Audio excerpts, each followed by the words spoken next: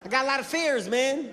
I got a lot of fears as a parent. I'm gonna tell you guys one of my biggest fears. One of my biggest fears is my son growing up and being gay. That's a fear.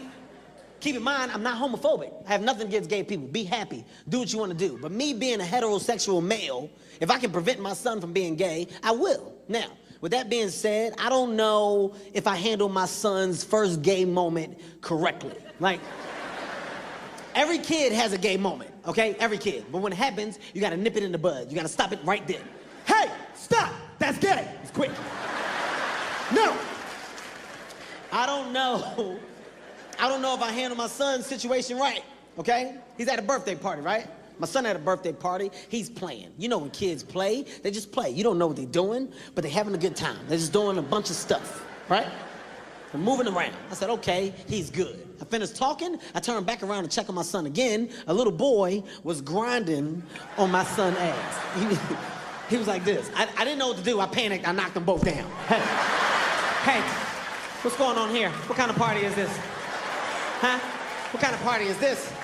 I know most of us have probably already seen this clip, but I wanted to play it again to remind everybody that this is what got the left all in a frenzy, to the point that Kevin Hart had to step down from the Oscars. The fact that people have lost their ability to understand what jokes are is really pissing me off.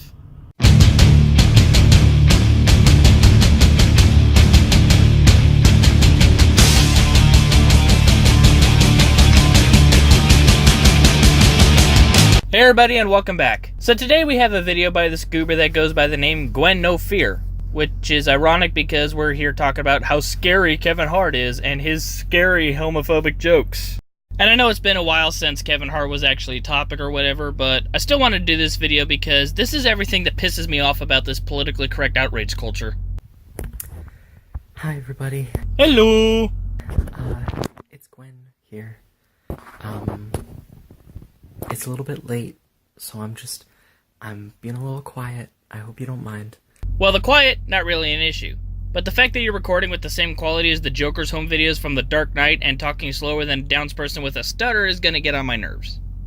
I just wanted to talk about something that actually, you know, it matters to me, and I'm not... You're not what? I know it seems trivial. Things like this can be turned into, like, gossip news or, like, tabloid news. Get to the point!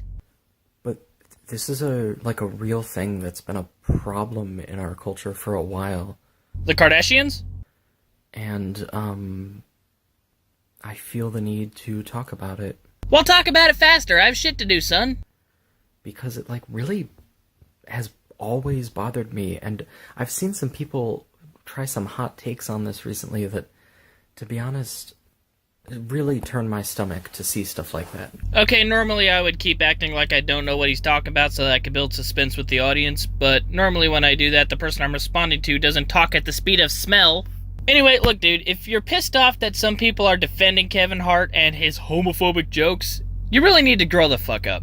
Kevin did nothing wrong. As a matter of fact, he was doing his fucking job. He's a comedian. His job is to push the boundaries. And then when he finds where the boundary is, push it even further. It's a job he's good enough at. It made him one of the first comedians to perform at Madison Square Gardens, and the first to perform at an at-capacity football stadium. And the dude had fire at that show. Fucking fire! This is not about them. This is about the issue at hand. So the comedian Kevin Hart did a couple bits. He used to do a couple jokes, and he had a tweet that I guess resurfaced recently. And the way that the jokes go is just generally about, like, if your kid is gay, that's bad. He never said that. One of the phrases he used was nip it in the bud. Anyone with a functioning brain can tell you that these are clearly jokes. He doesn't say being gay was bad. He said that as a heterosexual man, he wanted his son to be straight as well. And even when you remove the fact that it's a comedy show, there's literally nothing wrong with that. And if you think there is, I better see you calling out the parents that want their kids to be gay. Otherwise, you're a fucking hypocrite. And in another instance, he talked about if his son played with dolls, he would take the dollhouse and he used a turn of phrase, I think that was somewhat similar to, he would break it over his head. That was one of the homophobic tweets, and it was clearly a joke. For one, it's another play off of the joke that we watched earlier where he yells, Hey, stop! That's gay! and not to mention, if that was any type of serious, it would be considered child abuse. And we know Kevin likes to exaggerate his stories for shock value, hence why he said it like that. Again, learn how to take a joke, or don't follow that comedian. It's that fucking simple. Something to that effect. You can, of course, correct me on the phrasing if you like, but I think that's pretty close. And it's more than cringy. Pot, meet the slow-talking kettle. Because, as many of you may know, I'm gay. No! Really? No! And, Okay, I'm gonna start cutting out the fucking pauses before this video passes the 20-minute mark due to dead air. when you're growing up queer, that's the sort of thing that makes you scared. What does? Jokes?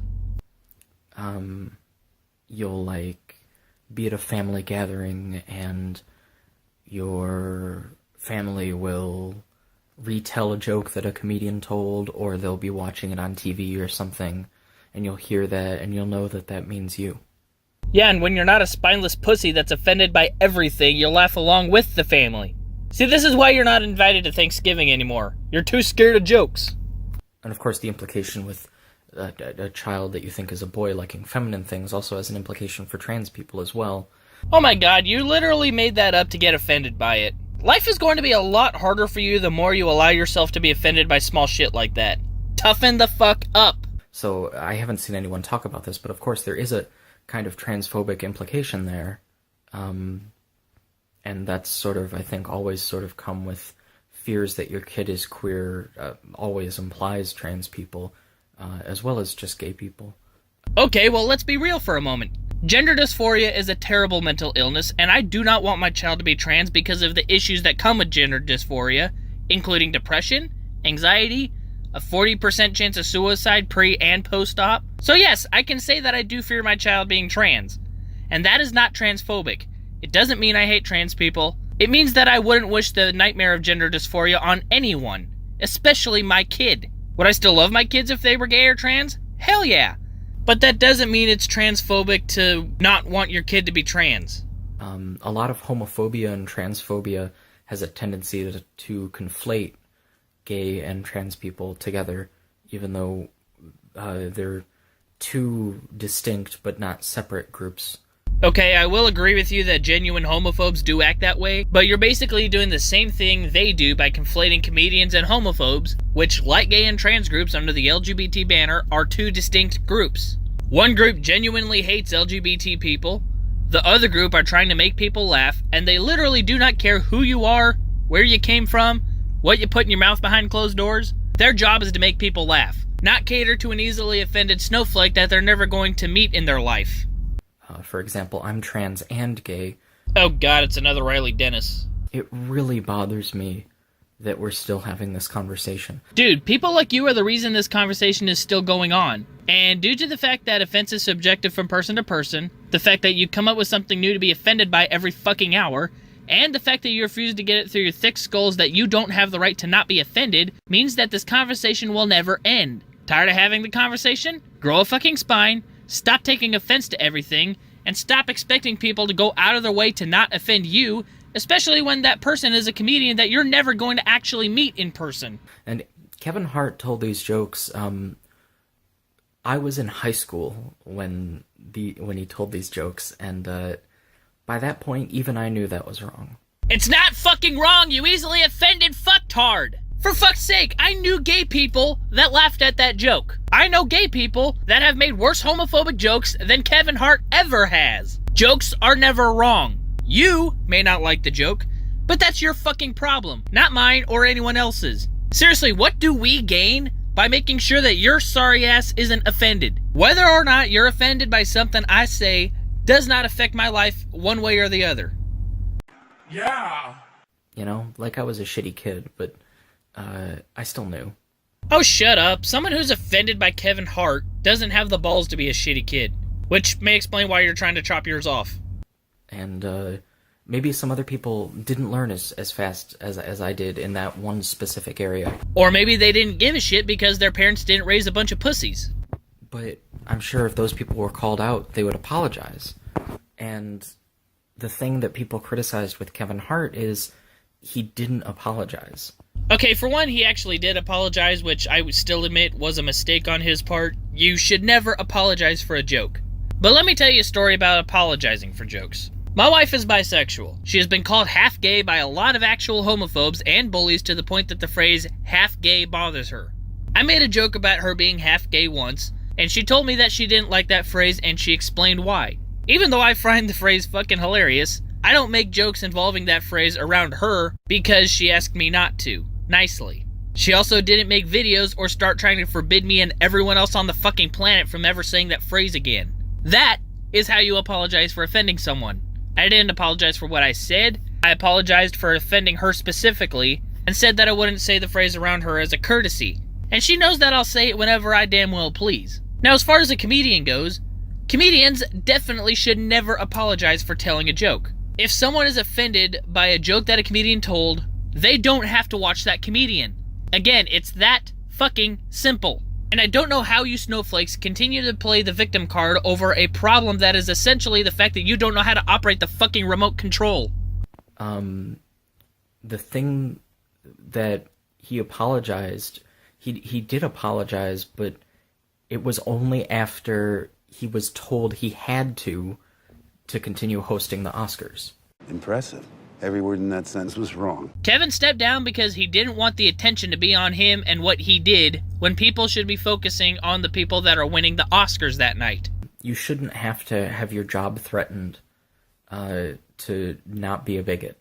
Again, his job wasn't threatened, he stepped down voluntarily. And he's still a famous comedian, so it's not like threatening to take away the hosting position would have persuaded him to apologize anyway. Furthermore, he's not a bigot, you fucking crybaby. He's a comedian. He tells jokes. That's not bigoted, and I would in fact argue that you're the bigot because you can't handle the fact that people like his comedy and can laugh at his jokes about gay people.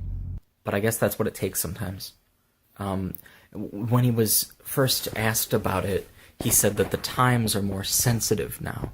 And this video you made is one of the many things that prove that he was 100% correct. But I don't think that's true. You are literally complaining about jokes that are a decade old. How are you actually talking about this crap and still don't believe that times are more sensitive? I think the moral conscience of our culture has started to right itself in certain regards. That's a bunch of bullshit. Kevin is 100% correct. Times are becoming more sensitive. Let's rewind back to the 70s and 80s, a time when we were coming out with great comedies such as Blazing Saddles, Eddie Murphy's Rise to Fame. Back then, we were coming out of the era of segregation and racism, and we healed as a nation because all people, black, white, Latino, etc., were able to go see these comedies and laugh at all of the jokes, no matter how offensive. The few that complained didn't throw a tantrum and act like they had a right to not be offended. It was only from the mid-90s and onward that people started to imply this politically correct bullshit, and it spiraled into the monster we know today as social justice. All it's done is cost people their jobs, get people thrown in jail, and it's going to keep getting worse unless we keep standing up for freedom of speech and stop catering to pussies like Gwen who want to be offended by everything and think it's everyone else's responsibility to not offend them. And we're still on that journey. Well, it's time to make a U-turn because that journey needs to end. Because as ever, homophobia hurts people, and it's not just that it scares kids. I think a look at you would scare more kids than homophobia ever would. I mean, I know that was the example I used. I was born in the 90s, like the early to mid-90s. It was either the early 90s or the mid-90s. You can't really be born in both. And I was a kid when Matthew Shepard was murdered. Okay, I'm going to do a brief history lesson, and then I'm going to skip ahead about 2 minutes, which will only rob us of 30 seconds of dialogue since he talks so fucking slow and gets this story completely wrong anyway. So, Matthew Shepard was a 20-year-old attending college in Casper, Wyoming. One night while he was out, he was offered a ride by two guys who drove him down the road, beat the shit out of him, tied him to a fence, and left him to die near Laramie, Wyoming. He was taken to a hospital in Fort Collins, Colorado, where he died from his injuries 6 days later. Now, this case got a lot of attention because Shepard was gay, and his friends made sure that that did not go unnoticed by the media, who gobbled the shit out of this story. However, the murderer admitted that he was a meth head, that he was coming off of a meth binge, and that is what caused him to beat the shit out of Shepard when the plan was to simply rob him. He also stated that the crime was not motivated by the fact that Shepard was gay. He peddled that myth throughout the court trial because he thought it would get him a lighter sentence. The guy that murdered him and the prosecutors all even said that if it hadn't been Shepard that they caught, they would have found him beat up somebody else. But anyway, let's move on and see how he tries to tie this to Kevin Hart's jokes. That's just the thing. When homophobia is in your culture, like with transphobia, like with racism, like with a lot of things, it hurts people. No one listens to Kevin Hart's jokes about gay people and decides they want to go fag hunting. And it's not always the joke that hurts somebody. Jokes don't hurt people, you fucking idiot. People take offense to jokes. There's a huge difference. But I can guarantee you that the misconceptions with those jokes, the cultural concepts that we push with that humor, that gets carried over. And the people who do hurt people, they've heard those jokes a few too many times. Oh, shut the fuck up! This is the equivalent of blaming video games for criminals, blaming heavy metal music on Columbine, or blaming Bering for the fact that people talk shit to Christy Winters. It's not Kevin Hart's fault that some gay guy got killed because Kevin Hart told a gay joke. It's not the fault of Marilyn Manson that the guys shot up Columbine. Hold people accountable for their own actions. Anyway, I'm gonna stop it there because he spends another minute of talking for 15 seconds and breathing for 45, and says absolutely nothing of value in that time. Well, he said nothing of value anyway, but you know what I mean. Anyway, thank you guys for watching. I hope y'all enjoyed the video. If you did, please like it. Feel free to share it on social media. If you're new to the channel, please subscribe and click the bell to get notified whenever I upload a video. And I will see y'all in the next one. Catch y'all later.